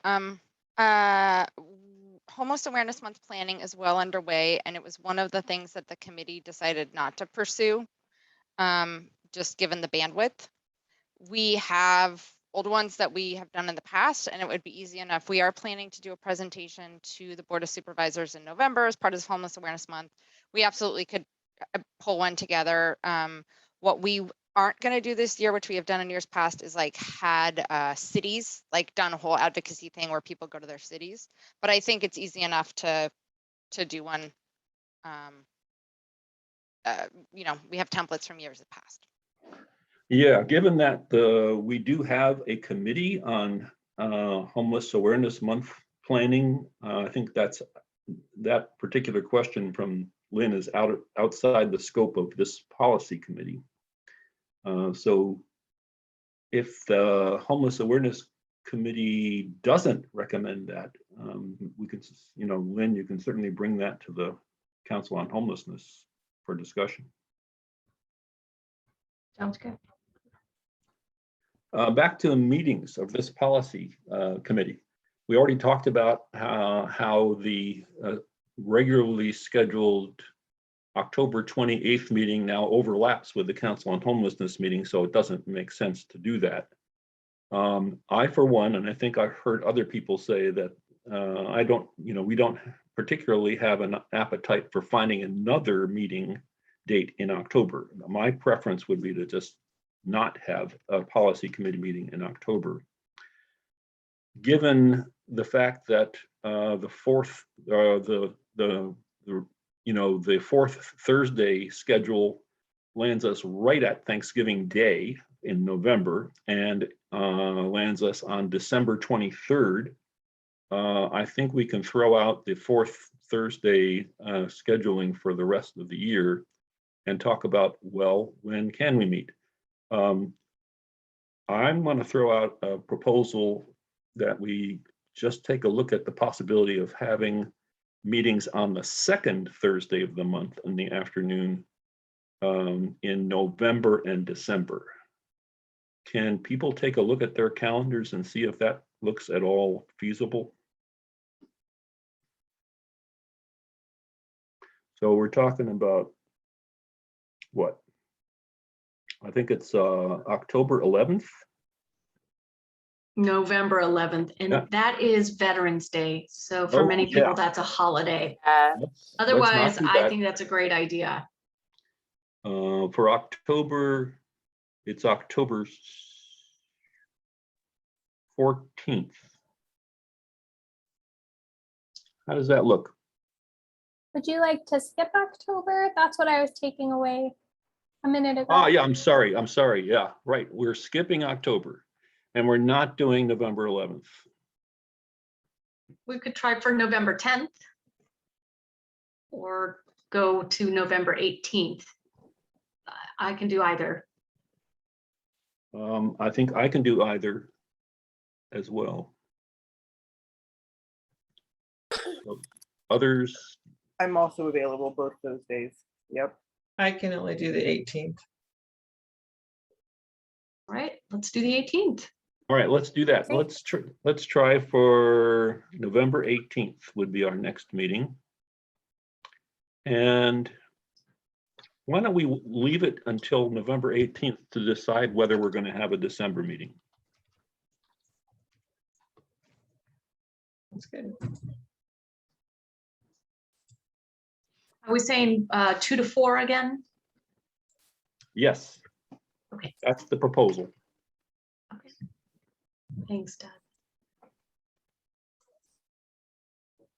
That seem okay to everybody? All right, let's go with that. Next meeting, November 18th from 2 to 4 p.m.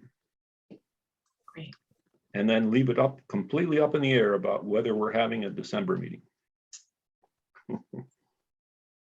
Love Okay. spontaneity, Doug. Yeah. Okay, so that's takes care of the agenda as far as I know. Anybody else have things to bring up?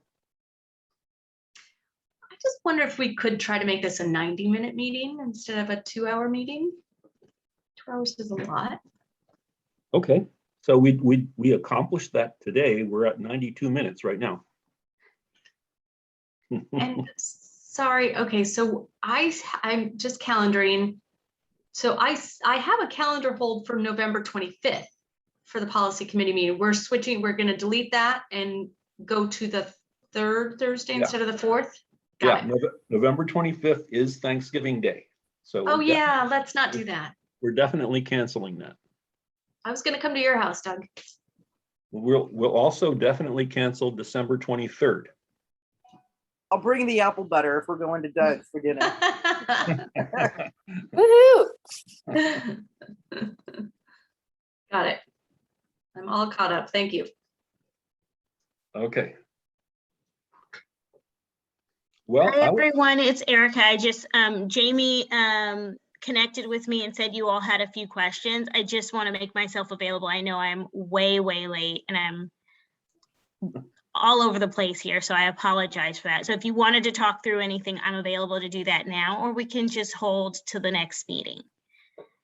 well, you arrived at the meeting just before I was about to announce meeting adjourned. Okay, great timing. But if you have, if you can inform us about whether anything has started about developing, I guess there's a requirement for local housing action plan, meeting certain new state prescriptions, and what's the status of working on that? Yeah, so the local housing action plan, we have started talking with Home Base. One of the things we want to do is try and align that action plan with some of the tasks we're already doing. So the legislation, in the legislation, it's very clear that they want us to have measurable outcomes and very specific deliverables, which tie those projects to those outcomes, which support or get us to the goals in the local housing action plan. So it should be a much different approach than we typically take with our funding. And so instead of just opening it up, hey, we've got money available, submit something to us, these are the eligible uses. There will be a whole lot of flexible eligible uses, but what we need is an action plan that reflects the local community need and has measurable, very defined metrics that are going to look pretty much exactly like the system performance measures. And so each project needs to be able to account for, at this point, we don't know how many, but I'm assuming one or more of those metrics so that we can report back, usually it's quarterly, to the state about how each project is getting us closer to those big goals that we identified in the action plan. And of course, the action plan itself is going to have those kind of large system performance measurement metrics attached to it as well. There's no templates right now. There's no definition or structure, no guidance other than what's in the legislation. Next week, no, I take that back. Week after next is going to be the next HCFC meeting, where they usually talk about the state funding. As soon as the state releases more information, we will bring that back to the group. One of the things that we do want to make sure of is that we do something of a community process around our action plan, so that it's not just H3 says to do this, so everybody do this one thing. I will say my recommendation is that no matter what we do, perhaps consider aligning our action plan with our continuous quality improvement committee work to reduce unsheltered homelessness by 30%. That will allow us to have a much more concentrated and impactful and just intentional approach to that work we're trying to do anyway. They're very ambitious goals as part of the continuous quality improvement work. I forecast that a lot of the continuous quality improvement work is likely going to have us kind of doing some foundational improvements on some of our foundational programming. And it could look like scaling some of that programming or developing some innovative opportunities out of some of our existing programming. So whether that's, I don't know, a rapid rehousing transitional housing model, because perhaps that works better for DV or youth than a traditional rapid rehousing model. That's something we can consider, but I do recommend that we tie it very closely to something we're already doing, because as you all know, we don't exactly have an updated strategic plan. And the strategic plan we currently have is pretty vague on the details, other than, you know, implement coordinated entry, so, you know, promote permanent supportive housing and do better communication. That is not going to get us to where we need to be for purposes of the local action plan. So we need to start really honing in on what our goals are for the work that's before us over the next 3 to 5 years. And having that continuous quality improvement work ongoing is one way to do that. The other way we could consider doing it is thinking about how perhaps we might want to use some of the system modeling that we've done in the past couple of years, past few years, because 2019, this time we were unveiling the whole like freeway looking model that we had, you know. So over those past few years, we've really updated a lot of our system models, and there might be something the community says we want to focus on much more intentionally, and we can build our local action plan around that. So there's plenty of options, and because there's so many options, that's one of the reasons why we want to open it up to community input for where we go from here. The important thing to take away, though, is that our outcomes, what our projects and what our efforts lead to in that first year will determine how much money we'll be able to get from HAP round 4. So it's very important that we are super strategic and very thoughtful about what it is we're trying to accomplish, and are we setting ourselves up to have to fund projects that can actually be implemented and that can actually get us to the goals we're setting for ourselves. So just that's what's going on with the local action plan, but we don't have a lot of information now from the state on what they want us to do. I will say we were talking with Home Base earlier this week on Monday, and Home Base reminded us that the state is offering technical assistance to help us develop our action plan, which will be critical for us because we are really, really short-staffed, and we're about to be even shorter staffed at H3 on the COC side in a little bit. And so we will need that extra support.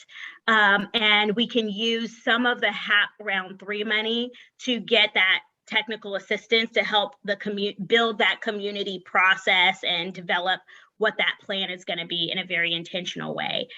So I am actually going to work next week with our H3 operations team to see like what that looks like, how much funding there is, and what we need to do in terms of some of the next steps in the HAP funding to communicate with the state about what we want, what we might need, and how much of those funds we might need to use for that purpose. Again, there's no guidance, so I don't even know. I just don't have a real sense of like how many TA hours we would even need to be able to really say, okay, well, we don't want to spend more than this much, even though the state allows us to spend up to 25%. of the HAP grant towards creating that local action plan that's like measurable and impactful. So more to come on that. Did that help answer questions? I know that was a lot of words. You know, it's like when you talk to me, you're just drinking from a fire hose, just bask in it, catch what you can.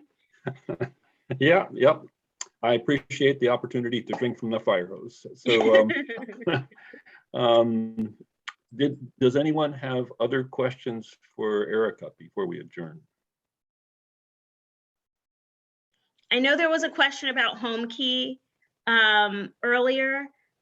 So I'll just address that quickly. I don't have a super clear line of sight on that, especially as we're transitioning. Our interim ED might have other ideas, and I haven't had the opportunity to sit down with her and get clarity from her around where we're thinking some of that is going. And so as soon as that happens, we'll bring the community into the fold. We want to be transparent, and we're just we're in the ugly teenager phase right now. So we're still dealing with some things.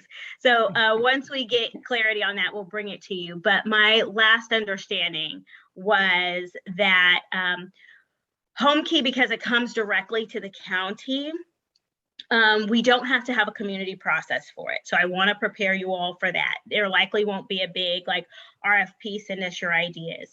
However, what we do want to do is use this as an opportunity to finish some of the projects we've started that have either not yet broken ground or that are kind of sitting out there as potential opportunities to increase our permanent supportive housing production. So one of those options is to leverage the East County Delta Fair site. I might be mixing up my, give me 1 second while my brain gets this together. There was the East County site that we have until I believe it's February or March to do something with, that we had purchased from, received site control from the city of Antioch for the East County Care Center. One of the proposals is to go ahead and use that site to start developing permanent supportive housing on. There was a site in, I want to say San Pablo. Let me see here. There was a site, I believe, in San Pablo or Richmond that was also a facility that was available for rehab that could also be a site for permanent supportive housing. And that was a site, it could have been one of our hotels. I'm sorry, I didn't have this on my radar today, so it's in my notes. Somewhere, I see my notes with you, Joe. But I can circle back. Oh no, here it is right here. Okay, so one of the options, yes, is the Delta Fair site. One of the options is a Richmond, the hotel that's currently the PUI hotel. That hotel owner, we have an option to purchase on that hotel. That hotel owner does want to sell. That site, I don't remember how many units are there, but that site could also be used as a permanent supportive housing site.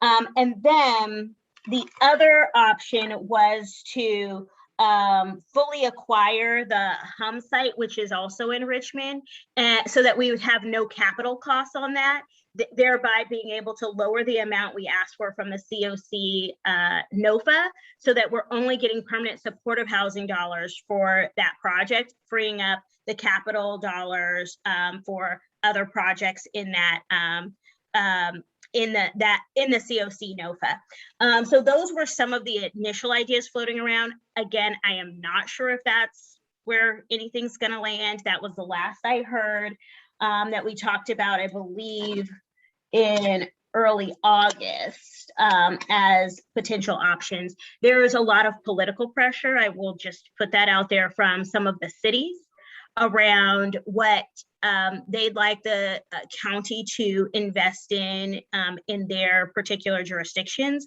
So that very likely will have a role in how those county home funds are spent, Dan. That application has not been released yet. And that application will be competitive. It's very likely the state will continue prioritizing permanent housing options for Homekey, because that's one of the things that they were trying to prioritize in the first round. And in the second round, the goal is making sure communities are building permanent housing infrastructure and not continuing to expand on temporary housing solutions with these dollars. We're always asking for more money, ongoing money, all of that. The other thing to consider with Homekey is that we just don't have I don't have a clear understanding of what any match leverage requirements will be, or what operational dollars they want us to kind of set aside. So in the first round, we needed to set aside and identify, let me say it more clearly. We needed to identify 5 years of operating subsidies. That was a boat ton of money. And those dollars we pulled from various funding sources. And what we were trying to do was continue to hold on to the opportunities like the Delta Fair site by continuing to invest in some projects, either temporary or long-term, that could allow us to maintain site control so we would not lose access to that property. I mean, that's a property we got, I think, for $1 or something like that. And so it would be a shame if we lost it because we haven't been able to break ground on it. So there are other things in the pipeline that we're thinking about if we decide not to, for whatever reason, use Homekey dollars on that Antioch site. We're thinking about what kinds of temporary projects we could put there, like non-congregate shelter, micro units or something like that, so that we could start using the site and retain the site for the future uses that we had initially planned. And I think Jamie had mentioned, Deanne, you had some questions about our housing project developer.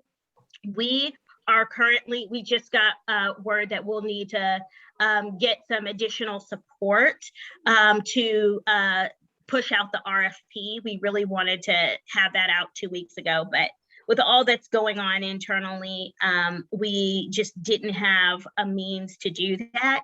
So we're looking to try and get that out within the next 2 weeks so that hopefully by end of October, we can select a housing project manager. I do not recall the name offhand, the official name we're giving him, but just so everyone understands, that's going to be either an individual or a firm that can really help us develop these large scale projects and can bring together the community processes, including groups like this, to talk through what those options should be, as well as start pulling down and calculating the numbers to help not only the service providers, but the counties and the cities understand how much it's going to cost and what it's going to take, pulling together the permitting, making sure there's site control, getting a timeline, all of that, so that we could have really effective and rapid turnarounds on grants like Homekey. I am not sure that we're going to have someone on deck to help us with Homekey before it lands on us. I just don't know when they're going to drop it, but it's expected to be dropped this fall. So fingers crossed. So I know, again, more fire hose. And I see you, Deanne. Basic question. So the county doesn't get a specific allotment of Homekey, right? I mean, we have to put forward competitive applications. And correct. we can go for as much as we want. Like Alameda County got a ton last time because they had projects ready to go. I also just want to remind us all that there's a 10% set aside for TAY.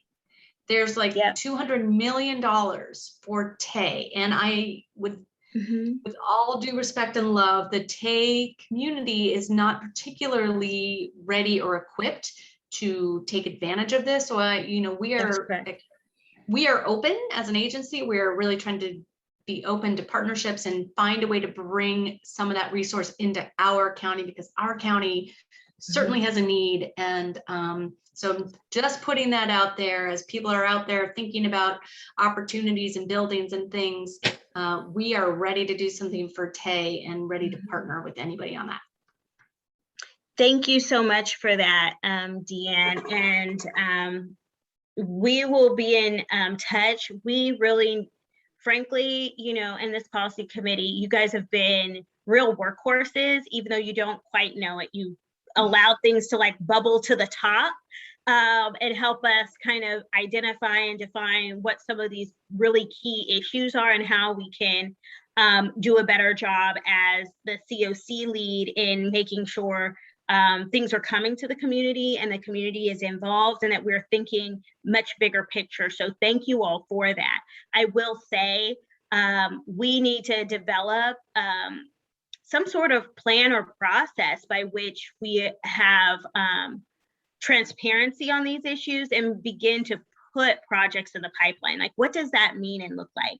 And while the housing project developer can help us move things through, I am not sure that they are going to sit in a position to be able to kind of connect those front end dots. And so if you all have ideas on how we begin these kind of community-wide conversations, maybe it's something we're like kind of poking this bear a couple times a year. Hey folks, who's interested in doing, you know, a big picture project? I know sometimes providers can get a little skittish about sharing all of their ideas and whatnot, but I would hope that we can find a way to start identifying and elevating these projects so that as dollars are coming in, even if they're not coming in to H3, we can, you know, flag, here's something, you know, how we want to share this with you, you know, apply for this. How can we be of support as the COC lead?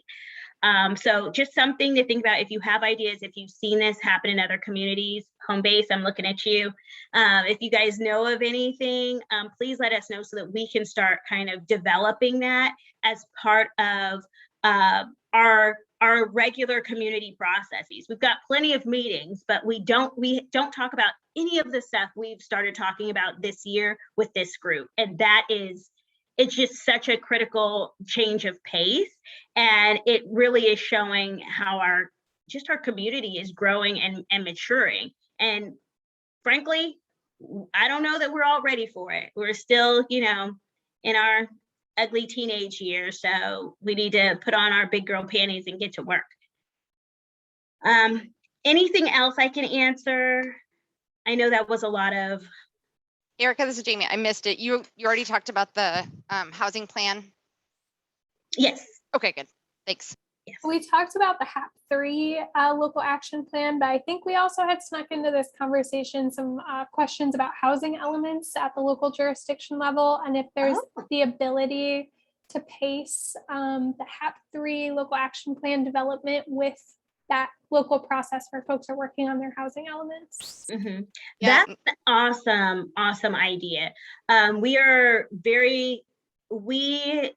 will say, I, on behalf of the COC and H3, have been in touch with a number of jurisdictions who have reached out to us about their housing elements and about their even their CAPERS reporting, where they do, you know, it goes towards, it speaks towards some of those goals. I'm looking at you, Terry. I see you. And so I think there are really good opportunities there. I don't know what the housing element timelines are, but I think that's something that's going to require a lot of organization, coordination, and thought. It might not be, I don't know. The other thing to remember about home key, I don't want to say that because I'm not sure I'm right on that. There are some funding coming up that are open to cities and the county, all cities, not just the big 13. And those also might be critical opportunities to work with our our local jurisdiction. So if Maddie, I'm happy to like review any of the notes or whatnot from this conversation, see if anything like sparks some ideas, but I think we should bring that as a whole conversation back and perhaps even invite or get information from some of our local jurisdictions on what that looks like. So when we're talking about it, we've got a clear frame of reference. Oh, sorry, go Terry. I just want to say that I don't want to prolong this discussion, but I definitely would like to connect with you in that, and that our part of it needs to lead the housing elements, not the other way around, and that we have a critical window in the next about 6 months, and that if we do this local plan that seems to be required, I think that is going to give us enough of the meat that the housing elements can use for how they're making their investments of resources over the next 5 years in services and all that will help achieve their housing elements. I do all the housing element reporting with our city, so it's yeah, we need to get ahead of this, and this local plan thing would be awesome.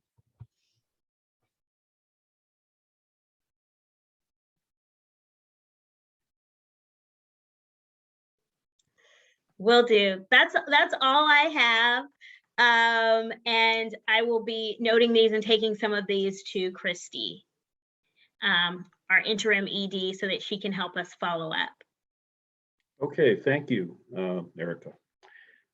So before we adjourn, I think I would like to adopt Deanne's suggestion that we schedule the next meeting on the 18th for a 90-minute meeting, and see if we can stick to that.